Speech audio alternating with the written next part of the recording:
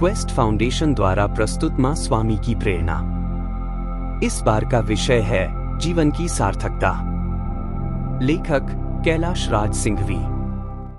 विषय दुर्लभ मानुष जन्म है, देह न बारंबार। मनुष्य जीवन अति दुर्लभ है। यह भी कहा जाता है कि संसार के समस्त प्राणियों में सर्वश्रेष्ठ प्राणी मनुष्य है। वस्तुत यह मान्यता इसलिए है कि मनुष्य में विवेक होता है, वह भले बुरे के बीच भेद कर सकता है और सन्मार्ग पर चलने की क्षमता रखता है।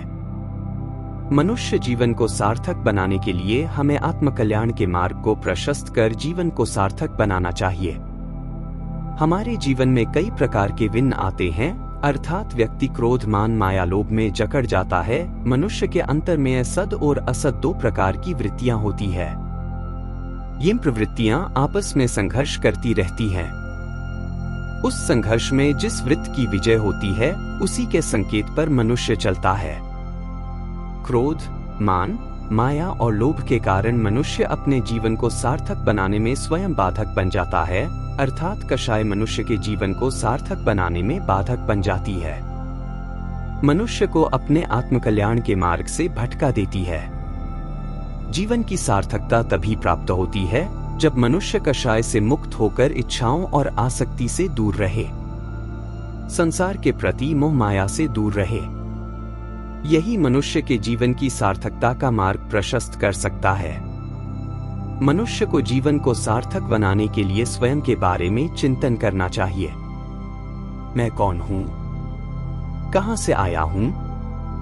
कहां जाऊंगा?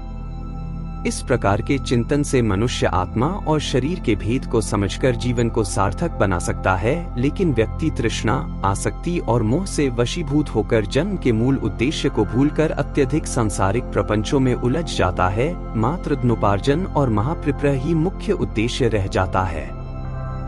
भगवान महावीर ने फरमाया है कि संसार में चार बातें प्राणी को बड़ी दुर्लभ है: मनुष्य जन्म, धर्म का श्रवण, ऋत, श्रद्धि और संयम में प्रवृत्ति अर्थात धर्म का आचरण।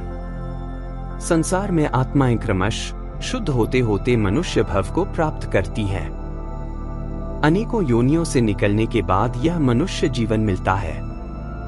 भगवान ने फरमाया कि मनुष्य जीवन मूलधन है, मूलधन के नाश होने पर नरक, पशुगति रूप हानि होती है।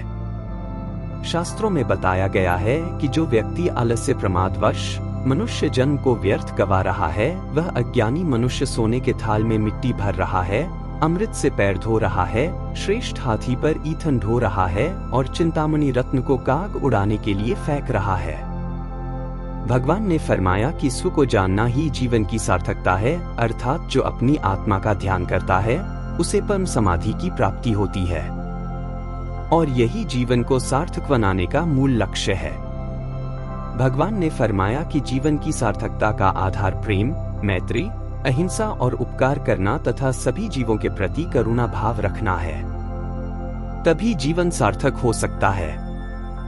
रामचरितमानस में संत तुलसीदास जी ने जीवन को सार्थक बनाने के लिए कहा है कि तुलसी इस संसार में 5 रतन है सार: संत मिलन, अरु हरि कथा, दया, धर्म, उपकार।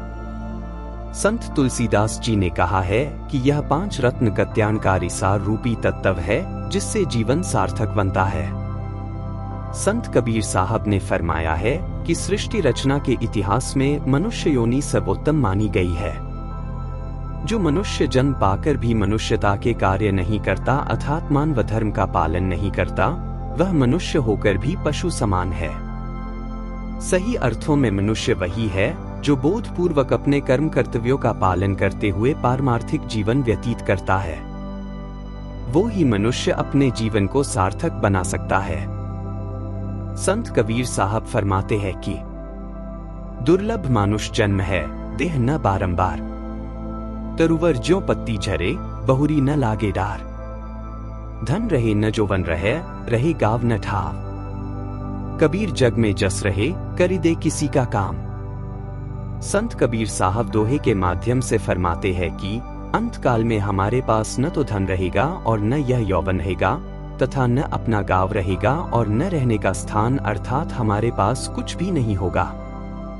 कबीर साहब कहते हैं कि इस जगत में केवल शुभ कर्म रूपी यश रहेगा, अत किसी की भलाई का सत्कर्म करते चलो। यही मानव जीवन की सार्थकता है।